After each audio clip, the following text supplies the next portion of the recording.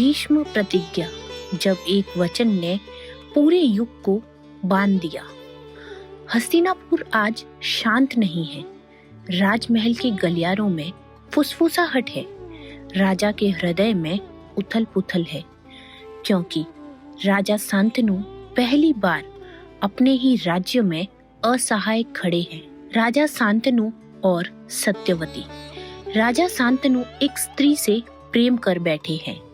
उसका नाम है सत्यवती, एक साधारण मछुआरे की पुत्री, पर तेजस्वी, गंभीर और भाग्य की धुरी। राजा विवाह चाहते हैं, पर सत्यवती के पिता ने एक शर्त रख दी। सत्यवती के पिता, महाराज, राज्य आपका है, पर सिंहासन मेरी पुत्री के पुत्र को मिलेगा। राजा शांतनु जानते हैं सिंहासन का उत्तराधिकारी पहले से है देवव्रत। राजा का मौन, पुत्र की दृष्टि। देवव्रत अपने पिता के चेहरे पर वह पीड़ा देख लेते हैं जो शब्दों में नहीं उतरती। वह समझ जाते हैं राज्य संकट में नहीं, राजा प्रेम और कर्तव्य के बीच फंसा है। सभा में वह क्षण जिसने इतिहास बदल दिया। देवव्रत सभा के मध्य खड़े होते हैं, आवाज स्थिर, आंखों में कोई भय नहीं।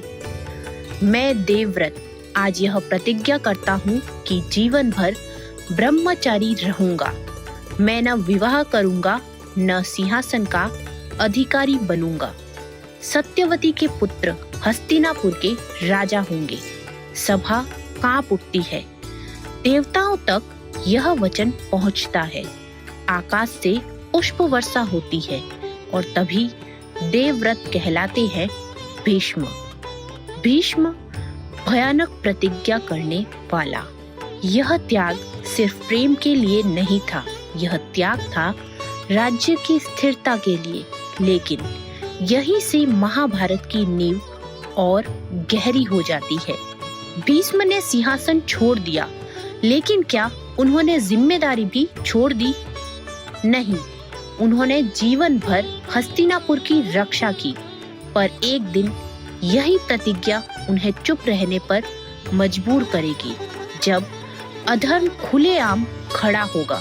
भारतीय संस्कृति त्याग को पूजती है, लेकिन महाभारत हमें ये सिखाती है हर त्याग सही नहीं होता, अगर वह भविष्य को बांध दे। जिस प्रतिज्ञा ने राजा को प्रेम दिया, वही प्रतिज्ञा एक दिन पूरे वंश को युद्ध की आग में झोंक देगी।